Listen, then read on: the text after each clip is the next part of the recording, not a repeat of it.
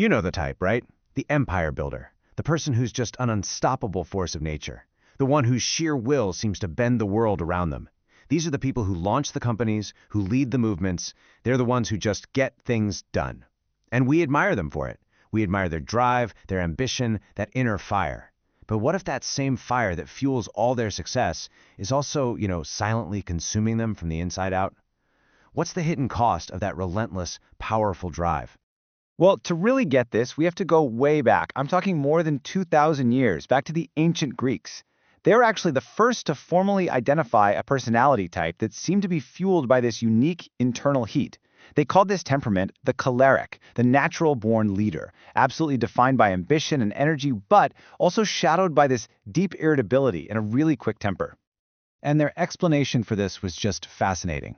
The Greeks believed our personalities were basically governed by 4 internal fluids, or humors, and each one was linked to an element and a season. And as you can see right here, the choleric was dominated by yellow bile, or choler. This was a substance they connected with fire and summer.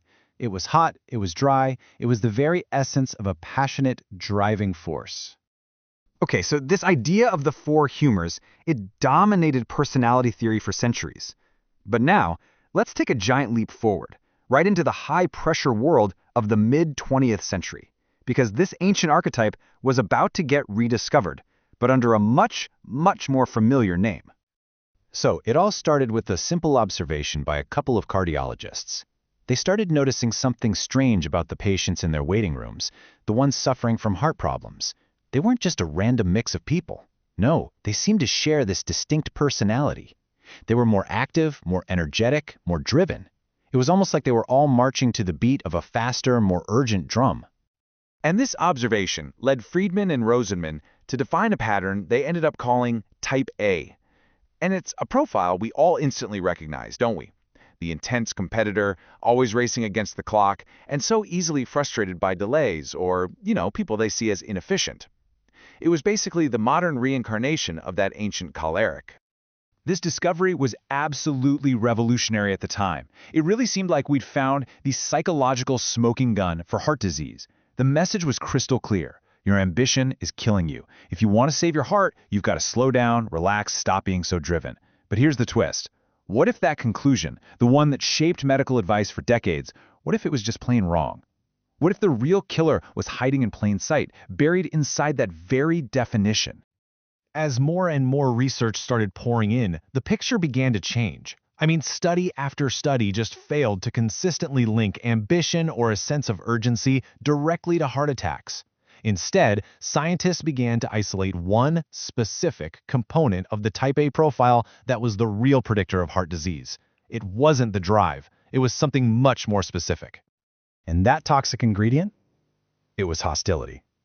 Now, we're not talking about righteous anger here, or just getting frustrated once in a while. No, hostility is this chronic, cynical mistrust of other people.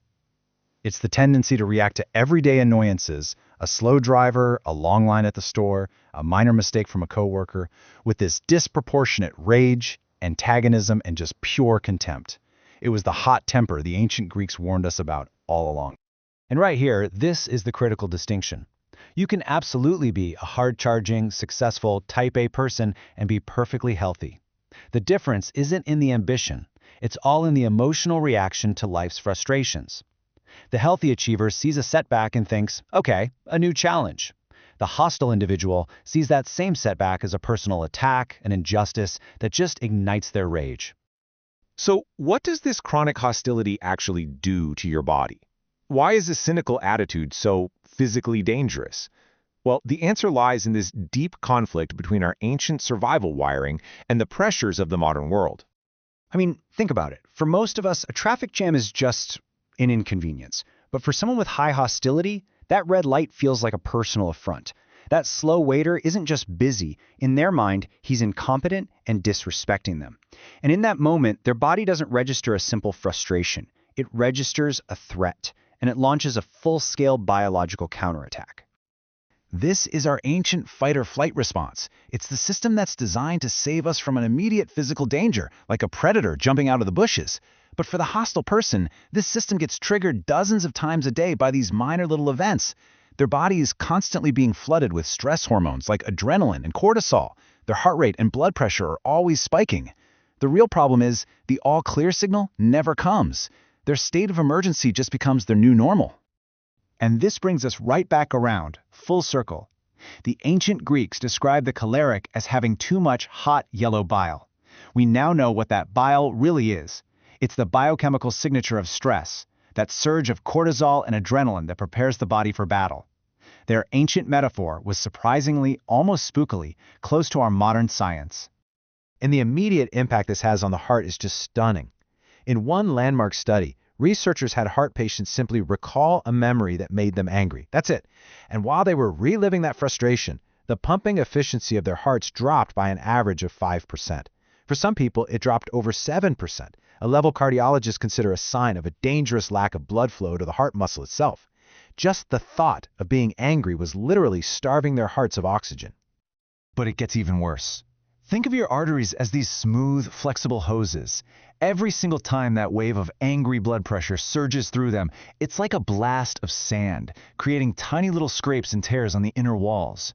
These micro tears create rough patches, and of course, those rough patches are the perfect place for cholesterol and plaque to stick, narrowing the arteries and setting the stage for a heart attack. At this point, the data is just undeniable. People with high levels of hostility are more than twice as likely to suffer from heart disease and nearly 3 times more likely to die from it. But the damage doesn't stop with the heart. This chronic state of emergency weakens the immune system. It's linked to higher cholesterol, and it contributes to a whole range of other illnesses. Hostility is, quite literally, a systemic poison. You know, maybe the best way to sum it all up is with this powerful analogy. Our heart is this remarkable machine, but it's not infinite. It has a finite number of beats. And every single time we let hostility trigger that fight or flight response, we're needlessly revving the engine, using up precious beats on a traffic jam or a rude comment. So, this brings us to the path forward. And this is not a call to abandon your goals or lose your drive. Not at all. Ambition is a powerful, positive force. The challenge isn't to extinguish the fire that drives you, it's to separate it from the toxic hostility that can destroy the very person who's achieving all that success. In the end, it all comes down to this one question. That same internal energy can be a source of warmth, of light, and incredible achievement. Or, if it's contaminated by hostility, it can become this uncontrolled blaze that just consumes everything. Learning to tell the difference, well, that's the key, not just to success, but to a long and healthy life.